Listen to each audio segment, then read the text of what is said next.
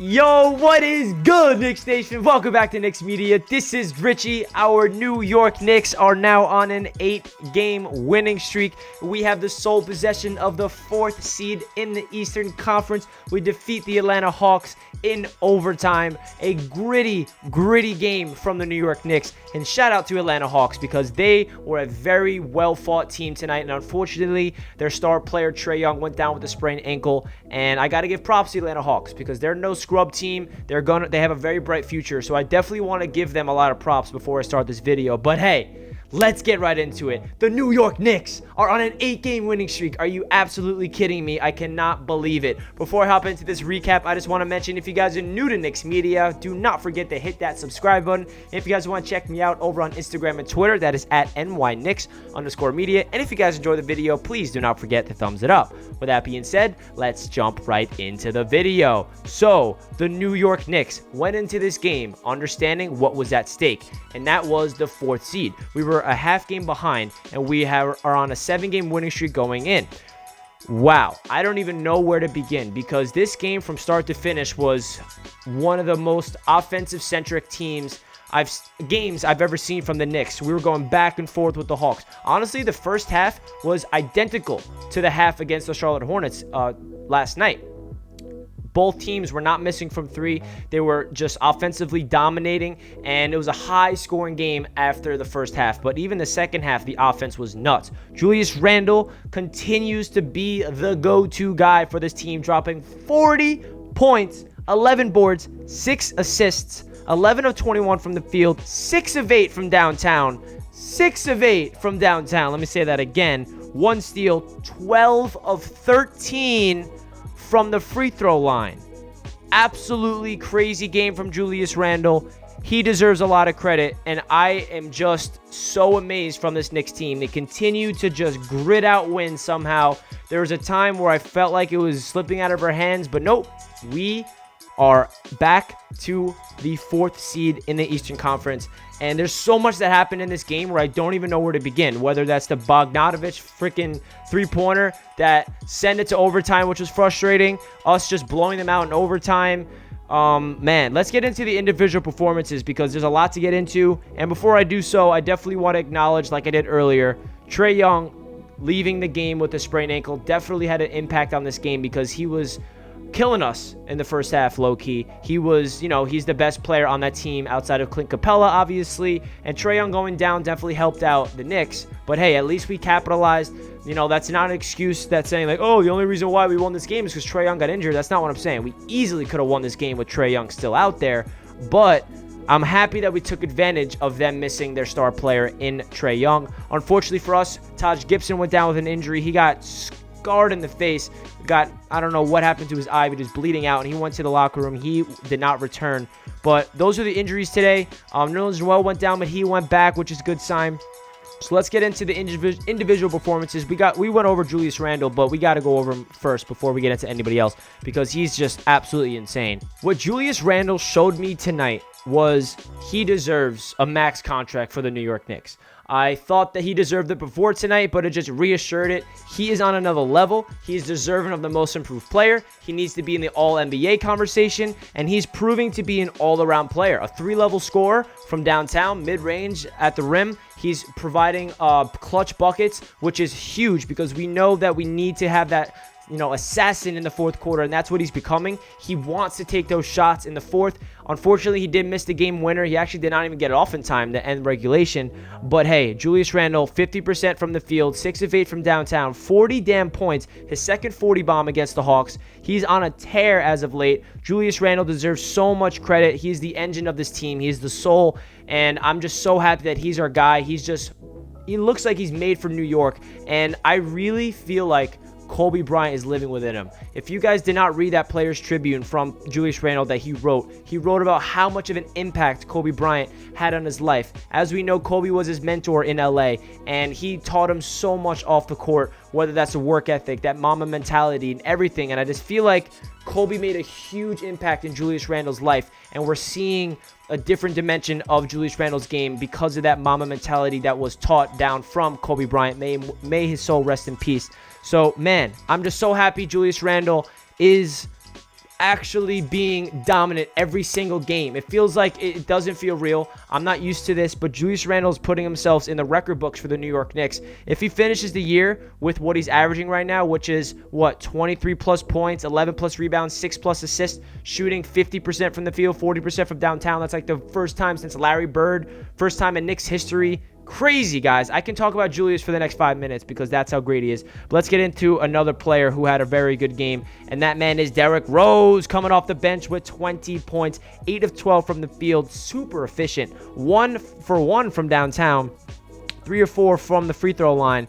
Derrick Rose is so good. That acquisition was just, you cannot make it up how much of an impact Derrick Rose is making on this New York Knicks team from a veteran standpoint, from coming off, being that guy that's instilling the culture, the Tom Thibodeau culture within these young players, into Emmanuel Quickley, into RJ Barrett, making sure they're not rattled mentally, because we know RJ's 20 years old. We know IQ's 21 years old. It's a very young Knick team, but we have that veteran, youngest MVP of all time, D Rose, mentoring these young guys, and his play on the court is so good. Like, that's what's so crazy about D Rose. It's not just his veteran presence and being that leadership guy. His play on the court is next level. He's shooting 8 of 12 from the field tonight. He just has the game slowed down for him. He goes to the rim with ease, finishing through contact like it's nothing, hitting these contested mid-range jump shots like it's butter, like it looks effortless out there.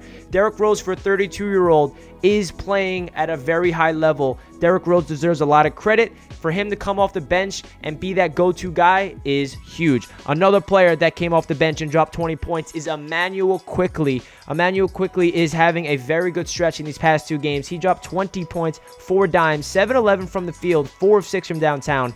And that is very good to see from IQ because he's becoming more efficient. He's shooting crazy shots. He's hitting these clutch buckets. And Emmanuel Quickley, guys, I don't know if you guys remember Emmanuel Quickley. Obviously, you do. I broke him down in yesterday's recap because he went off. But there was a time, a 2-week stretch, where IQ didn't really do anything. He had, 5 straight games without hitting a double-digit point margin. So we forgot that IQ was the steal of the draft, and Emmanuel Quickley's future on this team is so crazy. He's so underrated, and I feel like if he continues this hot streak, he is such a pivotal part of this rotation coming off the bench. I love the confidence. He's shooting like from 4 feet beyond the arc with all the confidence in the world. He's going to hit it. The floaters, he's actually passing with 4 dimes. Everything I'm seeing from Emmanuel Quickley is so great. He deserves a lot of credit for a 21-year-old rookie. RJ Barrett, he had an off night shooting tonight, but he still came up in the clutch. He had that crazy fadeaway shot out of bounds floater late in the overtime period, which was dope. He finished with 16 points, 5 assists, 6 boards, 6 of 18 from the field. And that's what you want to see from RJ. If his shot's not there, can he impact the game elsewhere? And that's what he did. 5 dimes and 6 boards. He played really good defense. I'm not concerned about RJ. I feel like he knows what he's doing. If his shot's not there, he doesn't get rattled. He's composed. He's calm. He's collected. I like what I saw from RJ. Reggie Bullock, bro. This guy is becoming...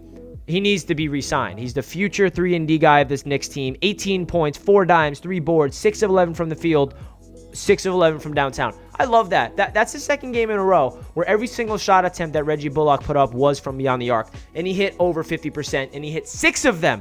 Reggie Bullock is the stereotypical 3-and-D wing that is playing at another level. Every single contending team in the NBA would love to have a player like Reggie because he is playing lockdown defense on the perimeter. He's going on to the best player on whoever we're versing, and he's playing lockdown D, and he's hitting that three-pointer at a high level. He's doing everything he needs to do. Reggie Bullock deserves a lot of credit. Man, we are deep, man. It's crazy. Alec Burks has been out with COVID for the past 4 games, and we're winning without Alec Burks. When he went down, I'm like, damn, we're going to miss out on him.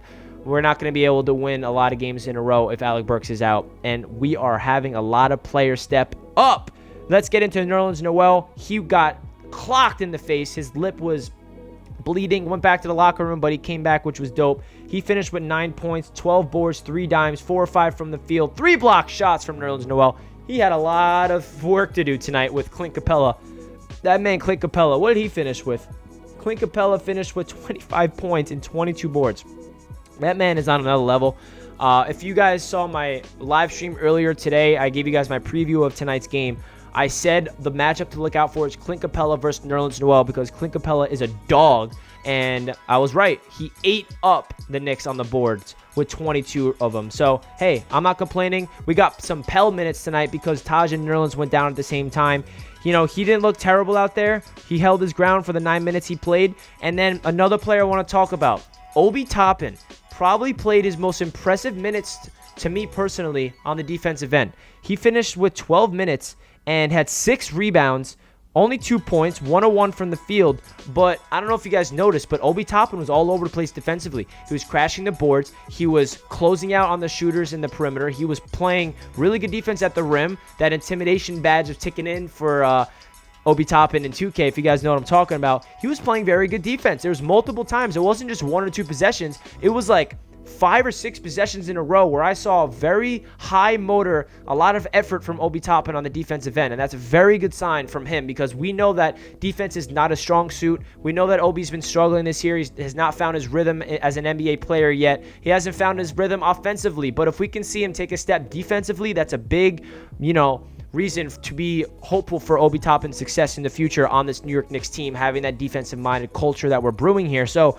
I don't know if you guys noticed it, but I definitely noticed Obi Toppin playing his best basketball in the defensive end tonight for the New York Knicks. So that's really it. There's no really else to talk about. Elfrid Payton didn't have his best night, 17 minutes, 6 points, and 3 of 9 from the field. And I'm happy he did not get any minutes late in the game because we needed Emmanuel Quickley and D Rose to get those minutes. And Derrick Rose fouled out, actually, but IQ stepped up in the overtime period. So, hey, guys, that is it for this recap video. The New York Knicks are on an 8-game winning streak. I will be at the game Saturday to witness them win 9 straight. So, if you guys are going to that game, let me know. Shoot me a DM over on Instagram or Twitter. I would love to meet you guys. I'll try to make a vlog if you guys want me to make a vlog. Sorry guys, I cannot even speak. I'm so excited about these Knicks teams. If you guys want me to create a vlog for my experience on the game Saturday, let me know down below in the comment section because I will gladly do that for you guys. It's probably gonna be a crazy game. And comment down below your thoughts of the game. Comment also the Statue of Liberty emoji if you guys stayed into the end. Please do not forget to like the video if you guys did not already, and subscribe if you are new to the channel. That does it for this recap. The New York Knicks are on an 8-game winning streak and are 4th in the Eastern Conference with the Toronto Raptors up next, the Suns, and the Bulls at the Garden. 8 games in a row, guys. Can you believe it? The New York Knicks are back. We are running the NBA. We are the hottest team in basketball. I cannot believe it. Let's go Knicks. Peace out, guys.